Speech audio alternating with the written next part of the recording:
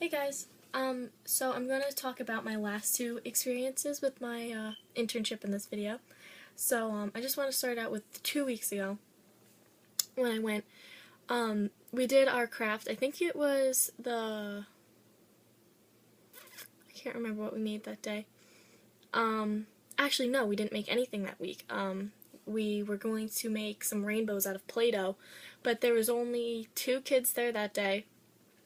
So we ended up just playing with Play-Doh for a little bit, and then we went to the big game, and everyone kept talking about the big game, and I had no idea what was going on, considering I'm the only one who's not there every day. I'm only there once a week. So Leah told me that it's the staff versus student basketball game, and we went down to the gym, and we sat on the bleachers, and it was really cute because some of the girls were cheerleaders. So there's the girls cheering on the student team, and it was actually really surprising to see that a lot of the kids were really good at basketball, which I didn't really expect, considering a lot of their disabilities impair their hand-eye coordination. But they were pretty good, and it was actually a pretty good game. They were making some crazy shots, but it was cool to see all the school spirit, and it was cool to see the cheerleaders, and it was nice to see the whole school together just like having so much fun. I think the best thing about the school is that it's so small that the whole school could be together in one room, and there's so much spirit. And another really cool thing about it is that Leah was pointing at one of the kids and telling me that he comes to their class, I think every Tuesday morning, she said, and helps out. So you have to stay in school until you're 21 if you have a disability. And so some of the older kids come and help her out in her classroom, which is really, really cool. And we also were talking about this one student in her class who we were wondering is like, because, well, he's not verbal, so he doesn't speak, but we were wondering if maybe like inside his head he's understanding what's going on and everything makes sense to him. He just can't say it. Like, she's wondering if he's like a secret genius. But it reminded me of this video I saw where a girl found out, or a girl figured out how to communicate when she was like, I think 11 or 13, and she knew exactly what I was talking about. And she was telling me that there was this big like phase where every parent of a child with autism or other disabilities thought that their child actually like was a genius, and there's this big thing where like if you squeeze certain parts of like your kid's body that they couldn't use, if you squeeze it they'd be able to. And she told me that in the end it actually ended up being that like them squeezing these certain parts and like helping them like choose things was actually them like hovering over the answer with their hands or like pushing them towards the right one. Actually ended up being this big fallacy. So that's basically what happened that week. And this week I came in and I was just in a good mood. I get so excited to see them. It's so different than my job.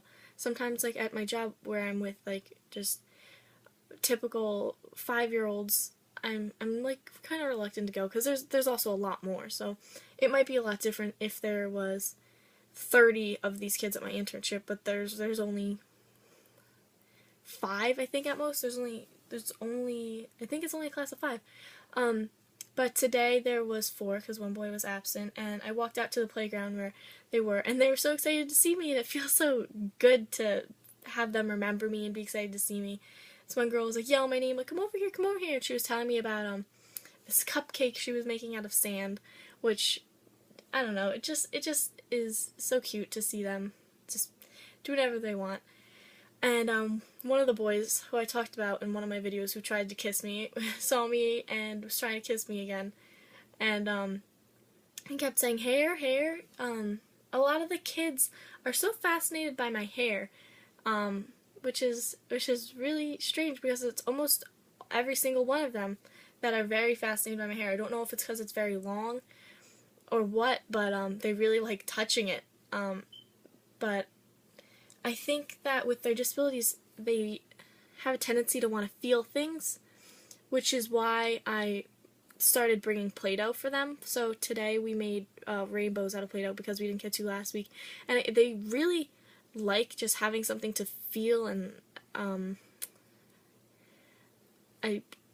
glad that I've figured out what they like to do and what helps them. So we made some rainbows, and then Leah had some Sculpey, and we made beads, and the girls were trying to make bracelets out of them. And so that's about it that happened today. It was a really cool day, and it was nice that it was so nice out today, because we were able to stay outside for a little while, which I don't really get to see them outside for that long, but I was out there with them for their recess. But I have my presentation coming up, and I'm hoping to get like a lot of interaction with the people that come. I'm also hoping a lot of people come. I hope people realize how interesting it will be. Like, I know it's interesting to me because this is what I want to do with my life, but I hope it will be interesting for other people too, because this is something that we're all faced with in life, is meeting people who aren't neurotypical.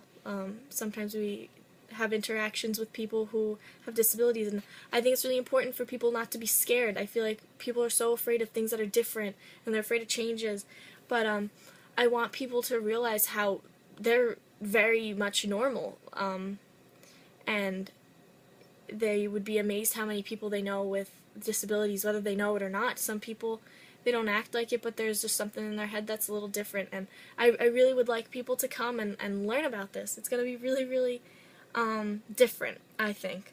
And I also have been accepted to my top choice college for special education, so I'm excited about that. So I will post another video next week, and I hope lots of people come to my presentation May 30th at 1:20 in the auditorium. Alright, bye guys!